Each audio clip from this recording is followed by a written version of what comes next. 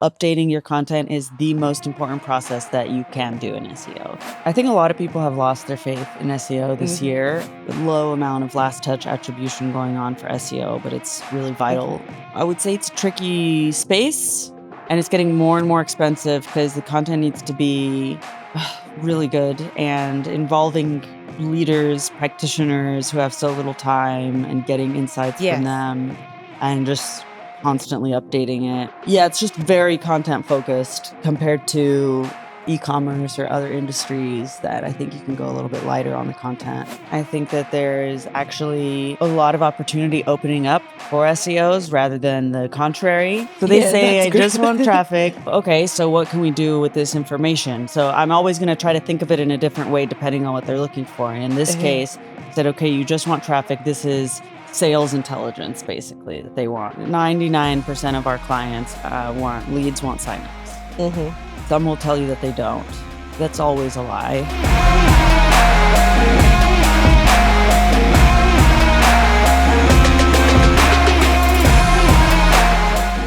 Linkhouse, more than link building platform. Hello, everybody. Welcome back to I Hate SEO podcast. We're here in Chiang Mai SEO, and my guest today is Maeva Cifuentes. Welcome, Maeva. Thank you. How are you doing today? Yeah, I'm really good. I'm excited for the conference. I'm happy to be here in Chiang Mai and just feeling positive about it all. Awesome. So is this your first time at Chiang Mai SEO? Yes. Yeah, I have actually never go to SEO conferences, so I'm excited for this. I'll normally go to SaaS or B2B marketing conferences. So I'm really excited to be here and hang out with some other SEOs. Awesome. You have to tell me later, how is it different? Because we're just at the beginning of the conference, so it's hard to judge at this point. Yeah, we'll check back in. Yes, absolutely. But I'm keeping fingers crossed. Yesterday, we had some events, meetups already, and they were wonderful. Oh, nice. I mean, the agenda looks really good. A lot of interesting speakers. I think it's going to be great. Awesome. Could you maybe tell a little bit about yourself for our guests? Yes. So, my name is Maeva. I'm based in Barcelona, Spain. I have an agency called Flying Cat. Well, I've founded it, and I am the CEO. We are an SEO and content marketing agency. We're quite small, so we're 9 people in the team, and then with a network of freelancers, we do everything from strategy to on-page to link building and content creation, and we work exclusively with B2B SaaS companies. Okay, great. Yeah. And are you an SEO lover or hater? Since this is I Hate SEO. It's such an interesting question to ask at an SEO conference when we've flown across the world. You're like, no, actually, I hate it. Some people say that. I ask, what do you hate about SEO? They're like, oh gosh, how many hours do we have? No, I love it. I mean, it provides a livelihood for me. I can do it well. I sometimes, I might get tired of it more than other people I know. But no, I would say I'm an SEO lover. Also, what would you say to someone who lost their faith in SEO, like to bring them back? I think a lot of people have lost their faith in SEO this year. But I don't think that they need to. I think that there is actually a lot of opportunity opening up for SEOs rather than the contrary. And it's just learning it all over again and having to find ways. I think the big part of it is learning skills to pitch to executives, because if you can do that, then you can pitch them on the new way of doing SEO, and then you can get great results and you can go back to loving it. It's a new era. It's going to get more and more expensive, but I think it can be really fun. And I think there's a lot of opportunity for creativity again. And while there's always going to be people trying to game the system and make it quite discouraging for everybody who's trying to do it well, I think that the direction we're going is rewarding more creativity and hard work. So I think that that's a positive thing. Yes. And we will have more good advice from you, because now I prepared some questions about content. Your number one skill skill, I guess, right? You're specialized in content. Yeah, I would say me personally, like the agency is Uh-huh. full stack. Okay. So we do everything. Me personally, as an SEO, I would say my greatest skill is in content and Okay. content strategy. Yeah. Yes. So why did you position Flying Cat as a content first SEO agency? Well, initially it was because all of the strategy we did was I was the only strategist. I was the only one who was giving the service at the very beginning. And that was my primary skill. Okay. Okay. So I Yeah. wasn't So going it to came say, naturally. yeah, it came naturally. I wasn't going to say we're a link building agency when I had never built a link in my Sure. life. Now I have skilled, super experienced link builders, so we can Yeah. say we're full service. But when I was the one providing all of the service, I had to position myself based on the skill that I had. I come from a background of translation, actually, and Oh, okay. localization. I was in that field for a decade almost, and then I started going into copywriting, content writing, and then I learned SEO for distribution of the content. But it was a content first skill. Yeah. What other services complement content creation well? How did it develop? We started with content and Well, content is wide in what it is. It could be anything from a podcast episode to a Netflix show, really, at the end of the day. Like sure, everything is yeah. content. So it doesn't necessarily just mean in the scope of SEO, but if you're learning the kind of content that we've been doing, which is mainly long form, I guess you could go wide and deep. So wide, it's what are all the different ways to distribute content? So there's going to be social, paid socials, demand gen, which I guess is kind of the same thing. Google Ads, those kind of channels. And then, or you could go deep in learning also different kinds of long form. So thought leadership, SEO content, which is, I don't like just calling it SEO content on its own. Yeah, I'm not like that's not the I'm not purpose a of fan it. of that either. Yeah. Like, what's the difference between SEO content and good and content writing, right? Yeah. I mean, I guess it's written with a searcher in mind.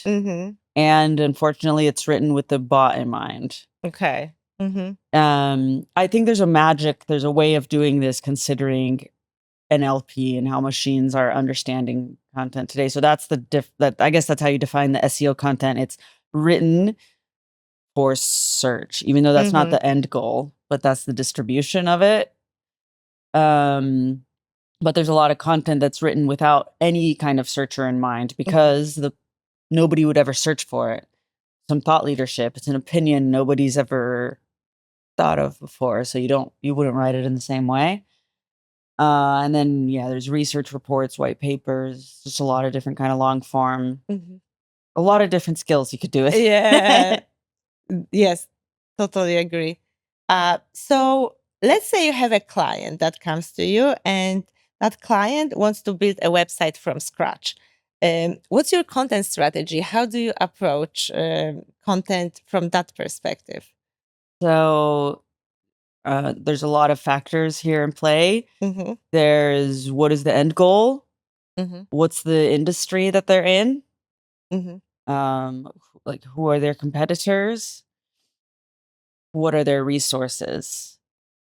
So I have recently been speaking to a couple of prospects who want to build their website from scratch. Oh, interesting. Two come to mind recently. One of them wanted to keep their website. Like they had actually really good SEO on their main domain, but they had been doing a bunch of programmatic work. And basically they couldn't rank, they couldn't even get indexed any of their blog because of there was, I don't know, 100,000 other pages or something. So the crawl budget was messed up. So they wanted to create a separate blog, separate from the website. Zero backlinks, zero branding, nothing, build it from scratch. And they were competing with pretty big other SaaS companies who were investing heavily in SEO. So Cognism, Zoom Info, some of those guys. And they say we want to get to 10,000 in a year. But their goal was just traffic. The right kind of traffic, of course, but they're not saying this necessarily needs to be a bottom of the funnel approach. Yeah, It no doesn't conversions. it doesn't need to have conversions. Okay. Well, they said that. Yeah. I never believe it when they say. Yeah, that's what they said. Yeah, I'm like, really? Because I have a recording of this call when you said you just want traffic.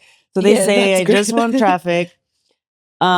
So what can we do with this information? So I'm always going to try to think of it in a different way depending on what they're looking for. And in this case, I said, okay, you just want traffic. This is sales intelligence, basically, that they want.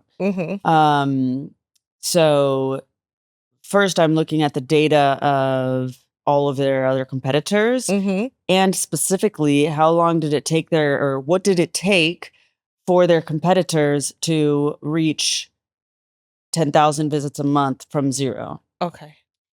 And so I'm looking at all of them, and I realize on average they had to build they were building like 60 pages a month for a year to get there.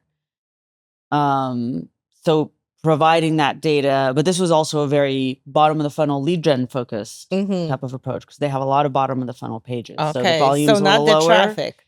Yeah, the volume's a little lower, but they still got all the volume, but just with so many pages that they have to, like, the budget is high.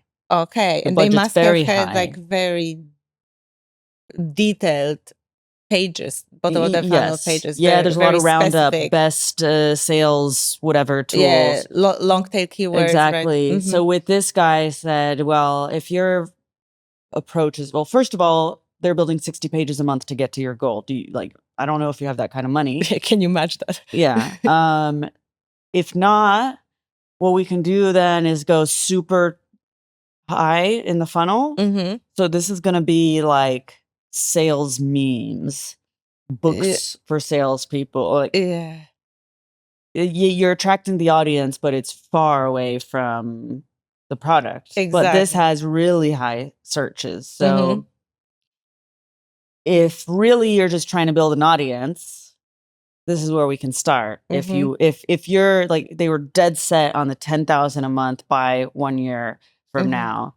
And then when I'm showing them what's it going to take, we have to either invest in like a very high amount of pages, or we go super high in the funnel and get these larger volume pages that honestly their competitors, the competition's not high on those high volume keywords, because the competitors are doing a bottom of the funnel strategy. Yeah, they want to sell. They're not going to invest in that. Yeah, so this kind of actually goes in the direction of educating the customers for their competition. Exactly. So that they can buy on the bottom of the funnel pages of the competition.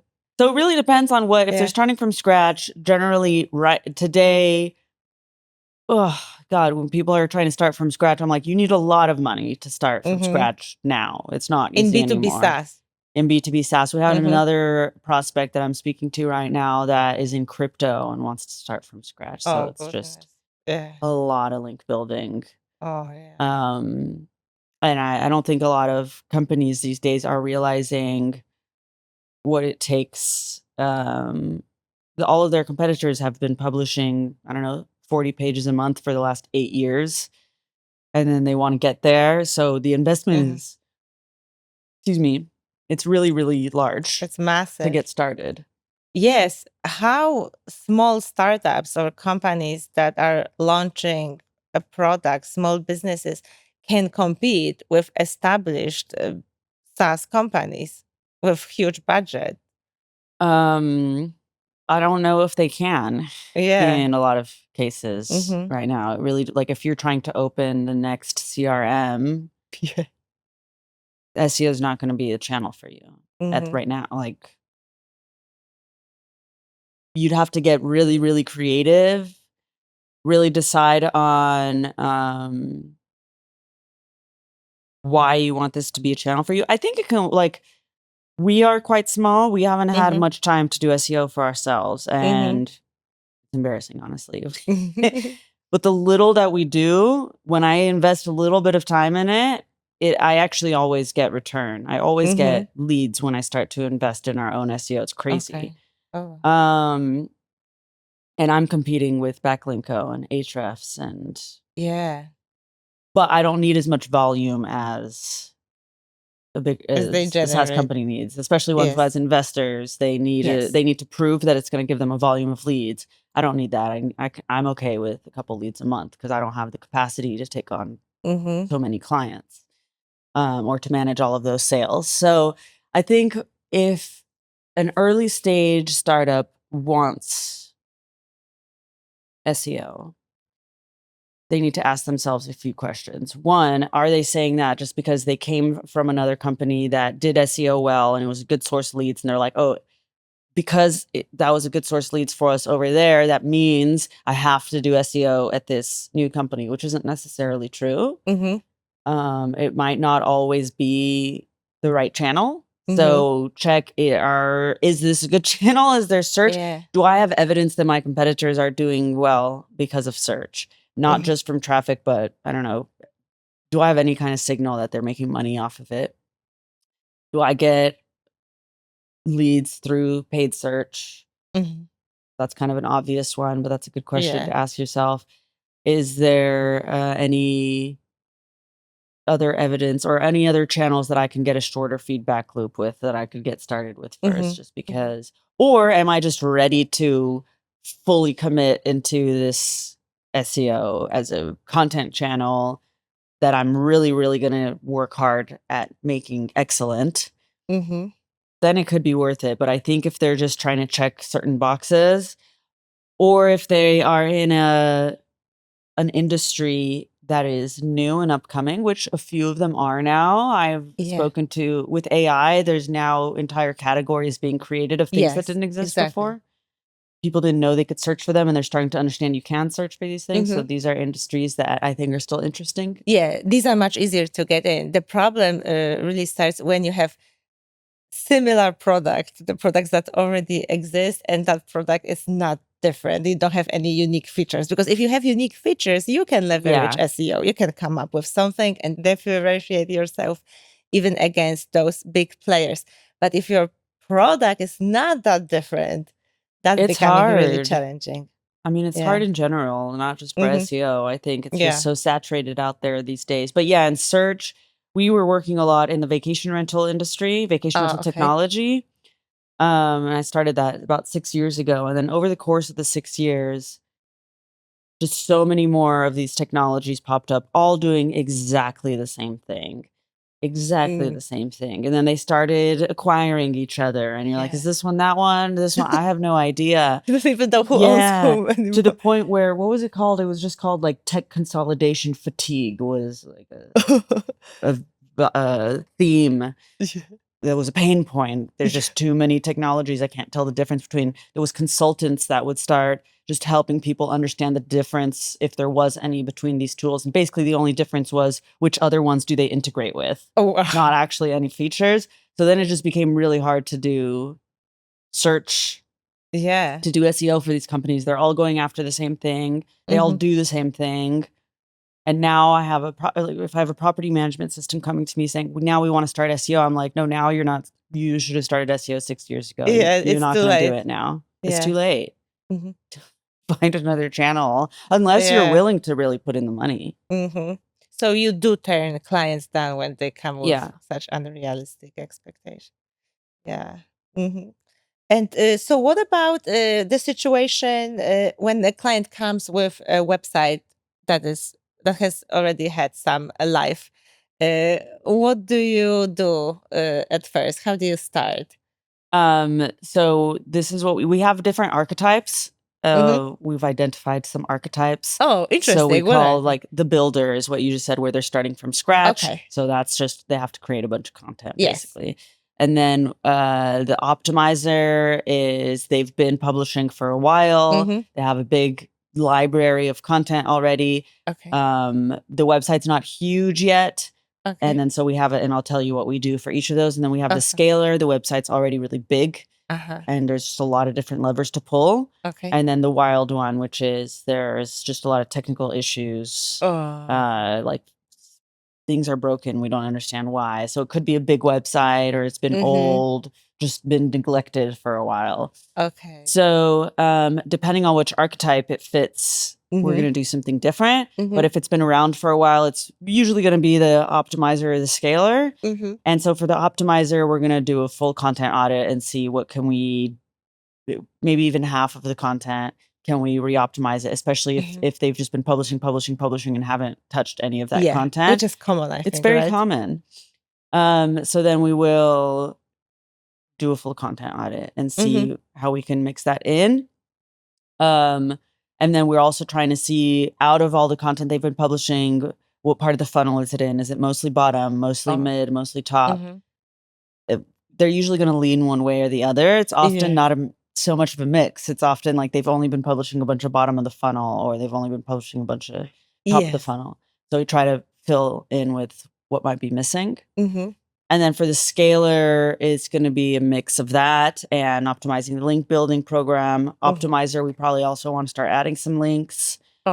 And then for the wild one, it's really just going to be fixing the technical issues before figuring out what else to do. And that's sort of a case by case, right? Because they can be wild in different ways. Awesome. How do you identify new content opportunities? There's a lot of different ways that we could do it. If for a new client or even an ongoing client, I'll usually go through some sales calls, go through some customer interviews. I like, for some clients, when I can get access to some Slack communities where their ICP are, because I can see them asking questions, or I'll go through Reddit forums as well and see what people are asking their peers. That's always really insightful for me to try to understand the pain point.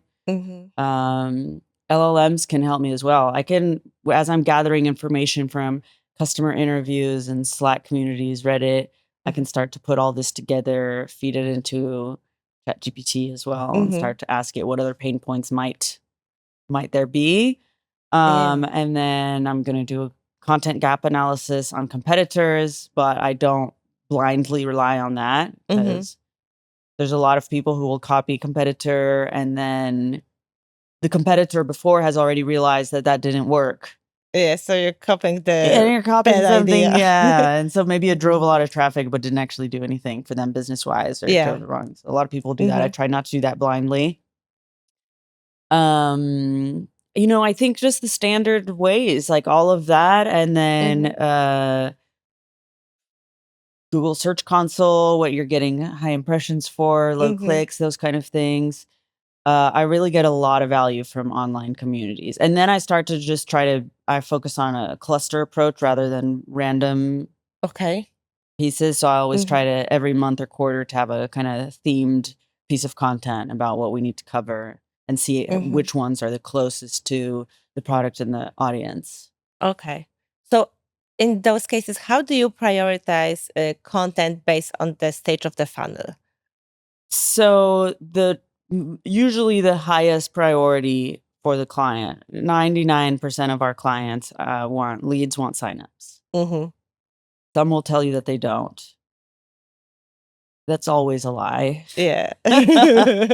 People will straight up look at you in the face and be like, I don't care about the leads. Like, we just want traffic. That's always a lie. I've made the mistake of believing them when they say that. So that's usually the most important thing. However, so those are the pages that are the most important to get to the top 3. So the whole strategy is really, what keywords drive the most revenue? Those need to be in the top 3. That does not mean I'm only focusing on publishing bottom of the funnel content. Okay. The strategies that I build are going to be focused on, what does this page need to get to the top 3? And often it's going to be the other pages around it. And that needs to be full funnel. So I want to answer all of the questions, all of the problems, but it's going to be prioritized based on how is it supporting this main page getting in the top 3 positions, if that makes sense. Yes, absolutely. And there's often a lot of talk about the top versus bottom of the funnel. But how about the middle? Yeah, I mean, the middle's great. I I do a lot of middle funnel content. Probably majority is middle funnel, to be honest. Mhm. Top funnel, I think, is defined in a lot of, like, people see it differently. Okay. So top funnel for me would still be, I would still see top funnel as it needs to be a potential buyer and they need to be in their buying journey still. Where some Okay. people would see top funnel as like what I would consider Like, outer space. thought leadership. Yeah, like Yeah. HubSpot is publishing things on how to deal with imposter syndrome. Yeah. So that doesn't, I don't consider that top funnel. I consider that irrelevant. Yes. Yes. So top funnel still needs to be Related. So again, yeah, it depends on how you're defining it. But I put a lot of I focus like your in the middle definition. funnel. Yeah. Yeah. Related, they're just not there yet. It's still part of the questions that they're Yes, asking. exactly. It's Yeah. the beginning of the journey. Yeah. Yeah, exactly. Yeah. So, what metrics beyond traffic and I guess leads, right? You use to measure content success. Yeah, it depends on the client. We have some clients, and it depends on how well the reporting structure is set up, right? Because some people just don't have the data. Okay. We have clients that we're able to report pipeline, organic source pipeline. We can see that data. Other clients, we can't see that data. It doesn't exist. We're not marketing ops, so we can't set that up for them. We can go as far as, GA4, GTM tags, those kind of things, Okay. but we're not going to go into their Salesforce and fix the issues that are happening in that. So sometimes we do lack that data. For them, then we'll try to track demo requests. That's about as far as we can go. But for some clients, we report actual pipeline. Okay. So we have leading and lagging metrics for us to understand how we're doing. Okay. And leading is going to be rankings. Rankings are super important. I went through a phase where I was like, oh, all SEOs, they just care about rankings, but we care about impact on revenue. And I've taken a step back now and saying, actually, the whole game of SEO is rankings. And yes, of course, the end goal is revenue. But if you're not in the top 3 positions, you're not going to get revenue. You're not going to get the revenue. Yeah. So people will just go blindly and be like, yeah, more content. And they're not focusing on actually getting these pages up to the top 3. Yes. Which isn't serving anybody. So rankings is super important, still leading metric, because as you're tracking, you could be page 5 and then you're page 4. And so it's leading up to, which is going to be revenue. And then I'm tracking non-branded clicks, Okay. impressions, engagement rate. I don't look so much at CTR because it's just so dependent on rankings. Really, CTR just means you need to rank it better, honestly. Okay. That's how you're gonna. And would it depend on the industry as well to some degree?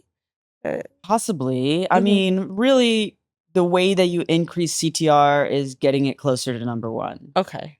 Across, I think that applies across all industries. Okay. The benchmark CTRs are going to be different across the industries, but they're always higher the closer you get to 1. Yeah. So makes sense. I just focus on ranking and traffic. Generally, yeah. If I ever notice a CTR has dropped, it's usually because my rankings dropped. Okay. So that is quite key. And then for lagging metrics, it's going to be demo requests, pipeline, signups, those kind of things. Okay. So let's go back to content optimization. I know you have a great workflow for that, Yes. your personalized strategy. Could you share a little bit with us? Yeah, sure. And this is what I'm talking about at the conference. Exactly. Yeah. So this gives me that the workshop chance. hasn't happened yet. It hasn't happened yet. It's tomorrow. We get a sneak peek. So my basic theory in the argument I'm trying to make in this talk is this is the whole game of SEO. Updating your content is the most important process that you can do in SEO. That's the whole game. You want to rank for a keyword, you look it up on Google, you type it into Google, you look it up, you look at what's number one position, you analyze it, and you say, what can I do to make my page better? So you make it better. If you've won the game, you'll rank number one. What happens next? You're a sitting duck. You're the target. And everybody who wants to be number one for that keyword are now saying, well, I got to do better than this page. Somebody's going to do better than you.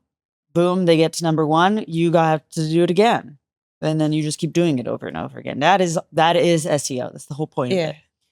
So it's very strange that many SEOs and marketing managers don't have this baked into their workflow. A lot of it is resource planning, because updates can be not as straightforward as I just need a new blog post, because sometimes it's, I just need to edit these little parts or add a paragraph here and there. Then they just say, I'll just do it when I have time, or we'll do it in-house instead of getting the freelancers to do it or something like that. So it's a resourcing issue as well. So the process I cover is twofold. One covers resourcing, so getting it into your content calendar. We use a tiered program for that, a tiered system. So it's gold, reoptimization, silver, and bronze. Gold is if I'm basically rewriting it from scratch, so I assign it the same amount of resources as a brand new blog post. Silver is, we do this for clients when we say we're going to add up to 600 words, but I can keep the blog post that is there. The content is good, but I want to expand on it or add some things to it, add images, whatever. It's a silver. And then a bronze, which is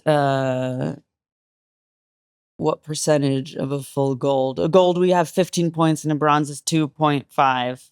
So I don't know, an eighth or seventh, something like that, of a full blog post. And that's going to be updating the title tag, the meta description, adding internal links, that kind of work. So you always have a slot in your content calendar already, and you can divide it this way. And this really helps us allocate resources to it. And then it's creating your own prioritization framework. So I can't tell people to use mine because, first of all, it depends on the client, because you're going to need to have a completely different process if you have been publishing 4 pages a month for 6 months only versus if you publish 100 pages a month for the last 3 years. That process is going to be, it's a big difference. So you have to prioritize in your own different ways. But what I recommend is every year you come up with your prioritization workflow, which is going to be every month, something slightly different. So you have your monthly reviews, which you actually do 8 times a year, your quarterly reviews, which you do twice a year, every quarter. And then there's going to be biannual and annual. So you decide in advance what you're going to do at each of these stages. So for example, every month I'm going to look at the top 10 pages and look for content decay by lost traffic and lost rankings. Every quarterly review, I'm going to look for new growth opportunities to see the pages that are in positions 4 to 15, or pages that I just published 6 months ago. Maybe I can add keywords to them. So the ones that are on a growth trajectory. Or if you're like, okay, this one I already know in advance, I'm going to prioritize pages X and Y. So you make your prioritization plan in advance.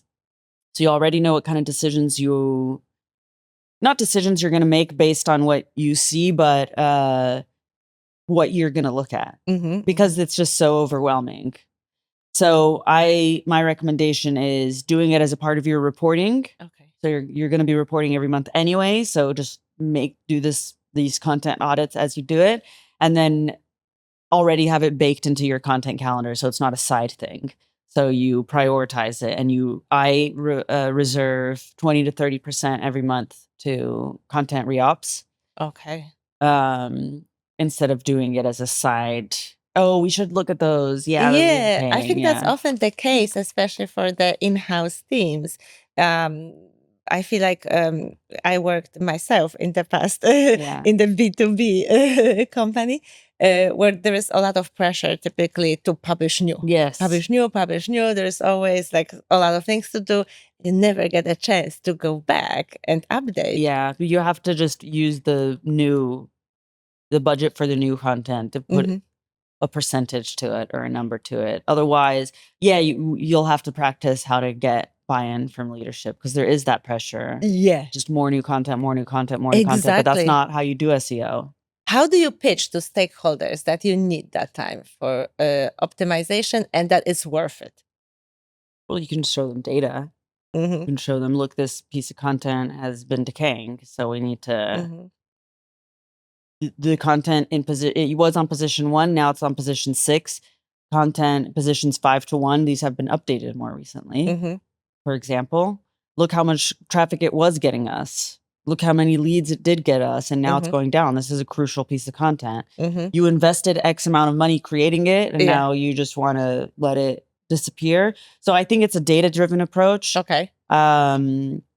Storytelling. I have a podcast as well about executive conversations, how to pitch things. And it's always coming down to just what is the business objective? Yeah. Not just saying we need to update it. It's SEO best practices, but showing the impact of losing that traffic. Yes. And on top of that, it's relatively cheap, right? It's much cheaper to update your content and have the results than create new ones. Yeah. I mean, it depends on how much you need to update it. So if it needs to be totally rewritten, it's going to cost the same.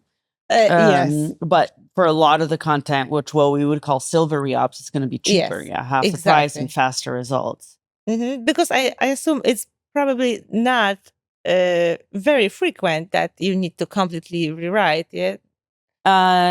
No, not if you have this as a regular part of your practice. And if you are, I could see where you could completely, like when we take on a new client, sometimes we need to do a lot of gold re-ops because so you actually delete the content in those cases. Okay. They've gone through a bad agency or they wanted to experiment with AI and the content is trash. Or sometimes it's totally outdated. Anything we had to write 10 months of content for a client, again, in the vacation rental space. Okay. And it was all about COVID. And then we had to rewrite it all to be about the labor shortage. Okay. And then that wasn't happening anymore. And it was always like the main keyword was an evergreen one, but all the pain points kept changing. Changed, right. And how do you do that at scale? Well, you just have to bake it into the process. So you do it at scale exactly the same way you would do new content at scale, but you pick a way that you're going to resource, you put it into the content calendar, and you're reviewing as you do your monthly reports. Okay. So it just has to be baked in. Or some people have like a whole separate department for updates if they're big enough. If they're big enough. Yeah. That's a luxury. Yeah. What about the tools? Are there any must-have tools that you would recommend that you find very useful? I think the usual Ahrefs, ClearScope, ChatGPT.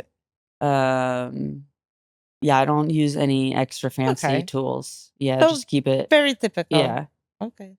That's good. That's good. That means you don't need to go and get all these tools. Yeah, no, I don't Keep think it simple. so. Just have a good Just approach, common good sense, workflow, right? That's where your strategy really prioritizing. comes in. Yeah. Let's go back to B2B for a little bit. Because you work with so many B2B SaaS companies. How do you create content that supports those long B2B sales cycles? Well, a lot of it is going to be education focused, demand gen focused. And the thing about B2B is that there's so many different profiles on the buying committee. So you don't have just one ICP to write for. You have several usually. That was one of my questions, actually. How do you fit the content for different buyer personas, especially like specialized decision maker versus like someone from a C-suite? There's a lot of different ways to do it. I think it's just making sure that you are keeping track of how many you're writing for each. Okay. Because a lot of times it's going to be the end user, not the decision maker, who brings the platform to the decision maker. Yes. But you still need content for the decision maker to help the champion make the sale. So Yes. it's really working with the client to help you map out that journey, what is going on, how many people are involved. Often get a lot of client pushback of like, this isn't the decision maker, but it is the end user, but they're not the budget holder. So Yes. it's navigating that kind of conversation. Yeah, B2B is definitely an interesting place to be in right now, especially in sales led.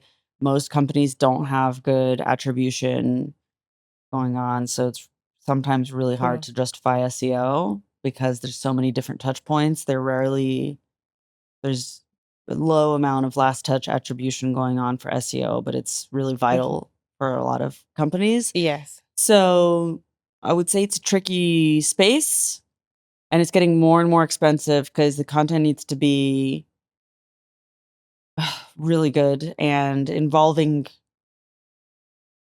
leaders, practitioners who have so little time, and getting insights from them and just constantly updating it. Yeah, it's just very content focused compared to e-commerce or other industries that I think you can go a little bit lighter on the content. Exactly. Yes. So what content types work for these decision makers, like people who are so busy and don't have time to read, go to webinars? Yeah, I think it's all the same standard content types. Okay. So there's going to be the how-tos, the roundups. It's just the quality. So how original can you make it? Can you make it as if it's one of their, because they're going also to the Slack communities and asking their peers for advice, right? But if one of their peers were to just write it all out and say, okay, actually, I wrote a blog post about it. I did all of this already, and here's my documentation. That would be super useful to them. They would read that. Yes. Yes. So can we make it hit that same level? Okay. Okay. Whereas a how-to can either be a really bad how-to, or if how to organize a conference, you ask the organizers and they wrote a blog post about it, you would find that super useful versus if a content marketer wrote it. Yes. But even if you get it to that level, like how do you actually get it in front of their eyes? Well, SEO. SEO. Yeah, that, or if you have some other methods of sharing it, if you can get people to have if there's a virality component, get it going in online communities. Could work. Social media. Yeah. LinkedIn. Slack. Okay. What content type works best for like supporting sales teams? It's a good question. I think a lot are comparison pieces, competitor comparison, if they're really truly here's the difference. Yeah. And then generally the sales team will tell you what kind of questions people are asking. So something maybe explaining the product, explaining the problem if the problem isn't clear, or how to solve the problem, mindset shifts, those kind of things. It depends on the tool, but generally it's having a conversation with the salesperson and seeing what kind of arguments do they need to provide in the context of the sale. It's going to depend. And is your content approach different depending whether you work with like enterprise clients or small or middle businesses? You mean if they sell to enterprise, or if they are enterprise? If they sell. Yeah. I think doing SEO for selling to enterprise is a lot harder. We had a client that sold just to enterprise, and it's really tricky to find the kind of, especially if you're selling to senior level decision makers. Enterprise. Really tricky. Yeah. I would be looking at agendas at fancy conferences and seeing what they're talking about there, what they're paying for in those kind of events, listening to webinars, podcasts that their experts are on, and to see if I can pull any topics out of that. Okay. Because a lot of times the regular keywords aren't quite going to cut it. And what happens when you're a company that has your own tool, but that tool gets updated and you have to probably change all your content in that case, right? What happens when you make such a Oh, you product mean update? this has happened before where we had a client that couldn't decide on what their product was. Okay. So we've created a bunch of content and then their product totally changed. Audience, the thing. Exactly. It's a waste of time. Just don't do SEO. Like if you feel like that's going to happen, because that's so much money invested that they can't even use any of that traffic anymore. Mm-hmm. It's a waste of money. It's a waste of time. So I would say figure out what it is that you're selling before doing SEO. Okay. Yeah, invest in the product research before Yeah. you're investing in SEO. That's a good Sure. advice. Mhm. And what's your strategy for creating case studies that actually convert? I will interview I think some of the best case studies are those kinds that you can't tell are case studies. Like I've written there's some case studies that I've written that aren't actually on clients of ours, but I was just trying to analyze what they did in a way that I could learn from it, and the readers can also take a lesson like, oh, this is what they did. Those case studies are the most interesting. Okay. And if it's very compelling and if it's very much step by step and here's the data and here's those are the challenges, but in a way that somebody could replicate like a recipe, I think those are probably the best kind of case studies. But it takes a client who's open. Yes. It's sometimes hard to Yeah. get that approval, Yeah. but it's worth it. Sometimes they're like, oh, you can only share this kind of data. I'm like, yeah, but Yes. that's not the kind that is useful. Yes. Yes, exactly. Do you have any good advice on how to convince the client to share? We'll start by building a good relationship with the client long before. Tell them they're going to be the star of it. I want to feature you on this thing. I guess you have to make your case studies in a way that's beneficial to the client as well, right? Yeah. They need to get Makes something them look in smart. return. Yes. Yes. Yeah. And you're not just talking about yourself. Yes, exactly. Feature the client. Yeah. And the success. Okay. So how do you approach content for products that don't really have the established search volume? There's two things I would do. One is either decide if SEO is actually a channel. Nobody's searching for it. It's going to be difficult. Or if it's just because they're not aware that this thing exists, but they are searching for how to solve the problem. It's a new product, for example. Yeah, then you have to build around the problem, not the product. And if so that you figure out what's the frustrations they're having, what's the day-to-day issue around that, what are they trying, and you start to build content around that. So if like it's hair loss that they're trying to solve, but actually the problem, the solution is hormonal balancing diet, they might not be searching for that because they don't have any idea that that's what it is. But then you build a whole topic cluster around hair health. If that's one of the problems, because the hormone balancing diet solves probably a lot of things that don't have to do with hair. It's going to be hair, stress, skin, etc. And then you just build a cluster on all of the problems. Okay. Yeah, that's a good advice. So we're slowly running out of time here. I would like to ask you if you can give like your 3 takeaways for content optimization for our viewers.